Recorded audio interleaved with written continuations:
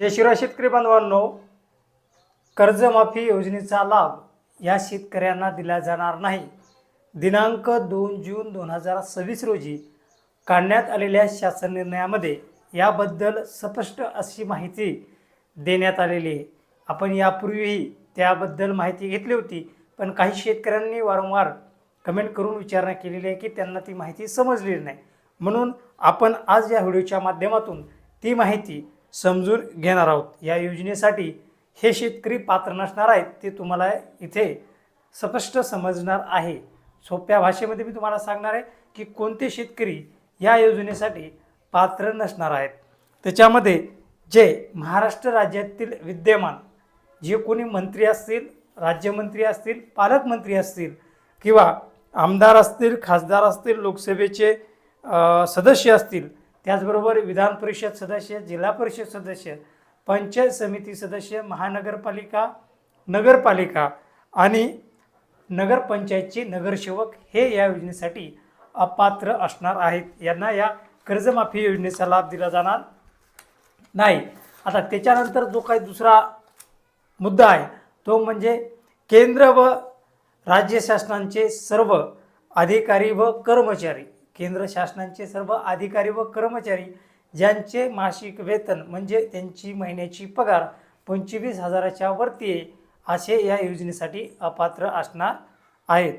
त्यानंतर 3 नंबरचा मुद्दा आहे की राज्य सार्वजनिक क्षेत्रातील कर्मचारी, उदाहरणार्थ त्याच्यामध्ये महावितरण असेल, महाराष्ट्र औद्योगिक विकास असेल, त्याचबरोबर एस.टी. महामंडळ असेल, औद्योगिक विकास महामंडळ असतील, त्याच्यातील जे काही अनुदानित संस्थांचे अधिकारी व कर्मचारी आहेत ते सुद्धा एकत्रित ज्यांची मासिक वेतन 25,000पेक्षा जास्त आहे, म्हणजे ज्यांची पगार 25,000पेक्षा जास्त आहे, असे कर्मचारी हे याच्यामधून वगळण्यात आलेले आहेत। कोणते? औद्योगिक क्षेत्रातील असतील, महावितरणमधले असतील, महामंडळमधले असतील किंवा एस.टी. महामंडळामधले असतील, ज्यांची पगार 25,000पेक्षा जास्त आहे त्यांनाही लाभ नाही। त्याच्यानंतर 4, जे शेतीबाह्य उत्पन्नातून आयकर भरत असतील, म्हणजे जे काही आयकर रिटर्न भरत असतील ते शेतकरीसुद्धा याच्यामध्ये पात्र करण्यात आलेले नाही आहेत।